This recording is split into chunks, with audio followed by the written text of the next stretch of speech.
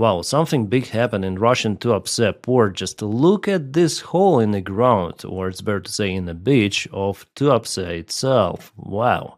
But not just the beach suffered, as it is visible over here, the part of the oil infrastructure also was damaged. The area is geolocated, confirmed, and later on there was the fire spotted. But definitely one of the missiles, and it was Flamingo missile, I guess, created the huge hole in the ground.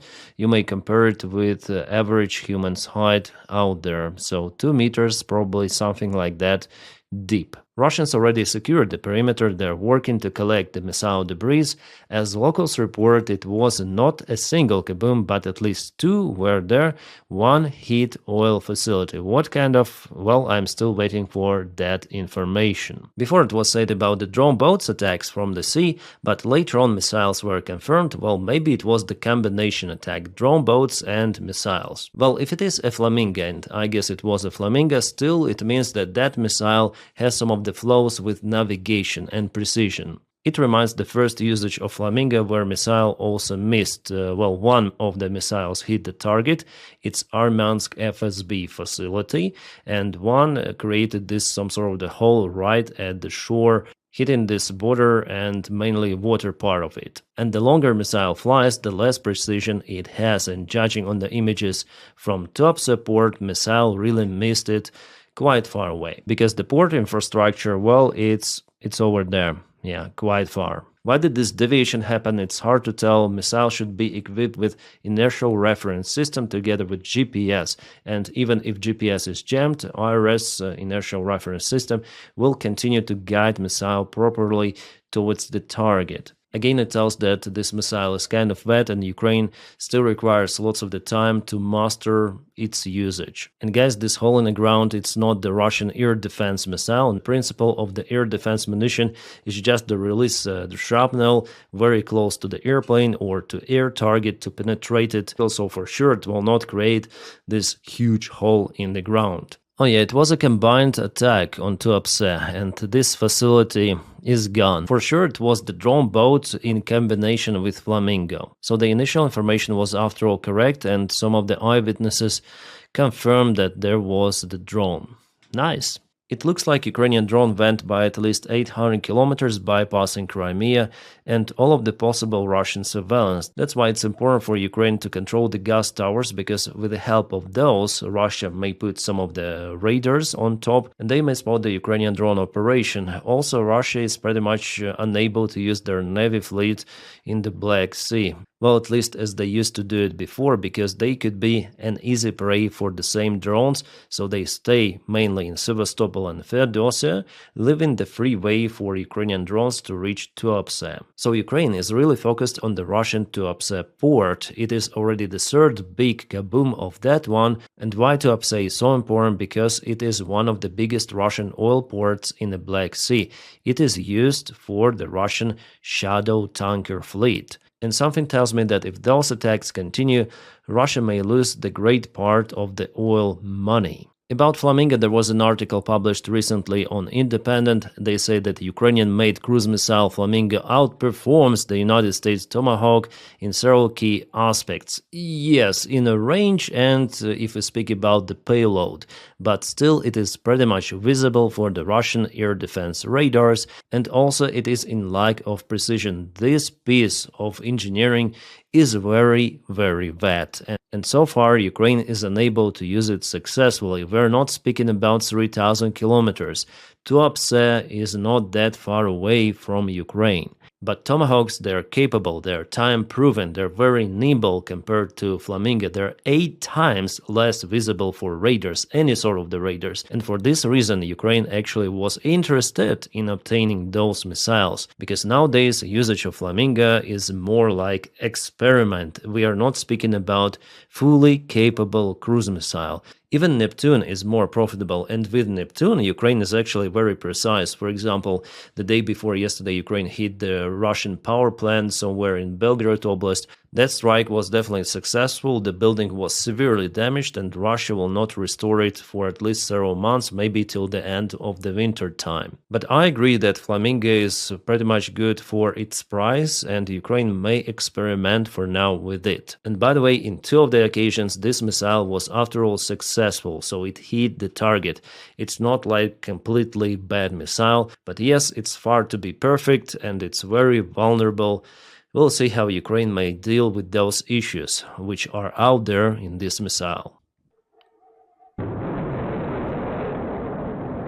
This is Novokubeshevsk. Also, some of the kabooms were spotted yesterday. Well, I'm still trying to find some of the video evidence from that one. So far I have just a single video that shows not the kaboom itself but some of the audio, so probably a refinery was hit after all. And we have the confirmation from the Donetsk Oblast. Two of those buildings were used for Russia to store Shahid drones. Well, those are being kaputted. This strike happened around 2 days ago. Ukraine used FP2 drones for this mission. The strike was really precise. FP2 drones are very capable. And this is Gvardiiska. As you may see, they still have lots of the oil or fuel tanks. Well, actually, this is the Russian base.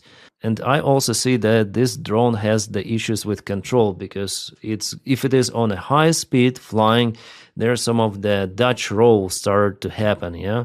So maybe Ukraine should work on this design. Nevertheless, they hit some building there. Gvardiiska is just in the central part of Crimea, not far away from Simferopol itself. Well, Russia also continued to strike Ukrainian power plants. For example, this one was working on biogas or something like that, kind of the unique power plant. Yeah, it was working on biomass. It was the only one station like that in Ukraine, and it was, I guess, even destroyed by Russians. They launched even missiles to hit this facility. Unfortunately for Ukraine, blackouts will continue to happen this winter. Well, it's not gonna be easy for Ukrainian civilians, and many more will leave the country because, staying without electricity for 8-12 hours at least per day, it is close to impossible. And by the way, not just without electricity, but also without the heat, because those are thermal power plants, so they produce electricity and heat. And this was not the biggest one, so Russia hits everything. Alright, and here we have the video of the Russian cruise missile interception. It was intercepted by Ukrainian drone. So Ukraine is producing those interceptors. They fly at a very high speed and capable to chase even Russian cruise missiles. This is crazy. So you see, it is flying and hit. This time it's Ha-101. Awesome. The last night, Russians also tried to attack Star Konstantinov base, so there were two of the big kabooms outside the territory, so hopefully you can see it. Yeah, one big hole is over here, and the other one is over here. There are some of the airport facilities, but those were not hit, and the Russian military bloggers already confirmed the failed attack. So Russian weaponry, it has the range, but it has no precision. The same issue as for Flamingo missile, but Russian weapons should be state-of-art, as they say. However, with this precision to hit some sort of the hangar is absolutely unreal. And also it shows that Ukrainian air defense is after all incapable to shut down every Russian cruise missile, or as it was used here, hypersonic Kinjal. Well, luckily, speaking about Ukrainian airplanes, everything is fine with them. Alright, this map looks strange, but that is how they depict the Russian regions, some sort of the map, yeah? Plus they put occupied territories and everything which is colored in amber.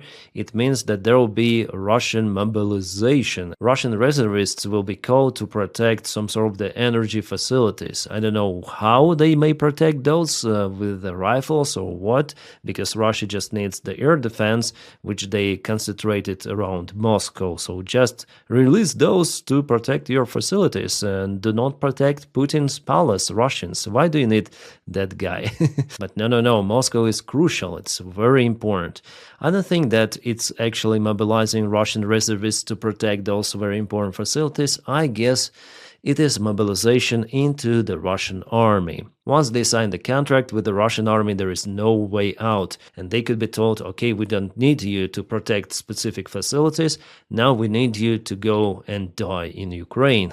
They will do so. There is no way out. But those mobilized Russian army men will absolutely not help Russia with sanctions. For example, today we have the news that Iraqi companies refused to cooperate with the Russian Lukoil that was working with Iraq. Also, the biggest Swiss energy company cancelled multi-billion contract with Lukoil, so sanctions really matter. But those were just introduced, and I hope for Russia it will be very hard to avoid sanctions in the long term. But about that I have some of the doubts, because after Orban's visit, after all, United States of America negotiated some sort of the immunity for Hungary against those sanctions, which means that some other parts also may consider their personal immunity. Well, those are the probabilities. If sanctions are not that strong, if you have those exemptions, it means that those are not necessary to comply with. Basically, it's all based on reputation of the United States of America and the strong dollar. Well, we'll see how it goes. Ukraine, after all, applies its own sanctions. Kremlin spokesman Peskov today mentioned that Russia is ready to go into the diplomatic solution of the war in Ukraine and willing to stop military actions, but only after the goals of the special so the same stuff. Again and again, Russia plays the same old song, and there is no way out to change their position, unfortunately. So Russia may only physically be stopped in Ukraine, and that requires enormous military support. Ukraine doesn't have it right now, that's why Russia is advancing little by little. Alright, this is something new. Комбат позывной Лотов. So his deputy battalion commander, call sign Claire, dig him down into the pit because he refused to go on the military task, which means some sort of the assault mission. This Russian guy said that it was some sort of the suicide mission, and for him to have the sun boss for his head is better variant. Well, interesting. It's the first time I see this stuff. Well, he was found and digged out by other Russians. The Wall Street Journal published the information about the investigation of the Nord Stream kaboom. They say that Zaluzhny could be involved in this operation, in the planning of it. They referred to some of the German officials involved in investigation. Well, as for me, Ukrainian side alone couldn't really plan this very sophisticated operation. A single small group on a yacht did this. Well, I think that there is something bigger involved into it. By the way, Russians also do not believe that it was just Ukraine. Well, they say that they fight in Ukraine against all of the NATO, so we shouldn't trust Russia. But here, well, there is the variant that Ukraine could plan it alone. We'll see. We'll see the official investigation result. For now, this kind of the information was published. Alright, just in my last video I told about the drones over Belgium, and we have the information, a new one, that drones again were spotted over Belgium, over their nuclear power station. Wow, Belgium, you should be ready to shut those drones. And what you need to do is to approve the confiscation of the Russian assets to help Ukraine to fight against Russia. Because Russia will send more drones towards you. They want to influence your decision. If you say yes, no more of those cases. Or if there are, please shut down those drones. Oh, so much money. There is a corruption scandal in Ukraine. Once again, this time Anti-Corruption Bureau detained some of the guys involved in corruption schemes in Ukrainian energy sector. Just imagine how many drones you could buy for that sum. Also, NABU opened the case and started the investigation and search of the apartments of this guy, whose name is Timur Mindic, a business partner of who? Of President Zelensky, a co-worker of the Kvartal 95 studio from the previous life of Ukrainian president. Miraculously, few hours before his apartment was searched by Anti-Corruption Bureau, Mindic left Ukraine. How was it possible? Who knows? Yes, guys, on this channel I'm telling you the things as they are, and if there are corruption schemes or big scandals in Ukraine, of course I'll tell about it, as it was also with the same Anti-Corruption Bureau few months ago. Then President Zelensky decided to block the independence of those very important institutions, and just after it he faced demonstrations in Ukraine and pretty much harsh critics from European officials. And he was forced basically to backtrack that decision, and now I understand why. Well, the good thing about the story that after all, Anti-Corruption Bureau is working as well as the independent prosecution, and they don't care if it is president's friend or not, but they will follow what they need to follow. And there were multiple of the schemes and stories connected to this Timur Middic, why it's done too late and the guy left the country, so it will be really hard to find him now. So this is not a good part of the story. Well, maybe they should ask Zelensky about possible locations of this one, or maybe Zelensky now has nothing to do with him. Well, at least he will say like that. And what I want to tell here that if there are some of the Russian assets confiscated and given to Ukraine, they should be tracked very, very precisely by our European partners. Yes, corruption is elsewhere, also in Europe. Just look at Hungary.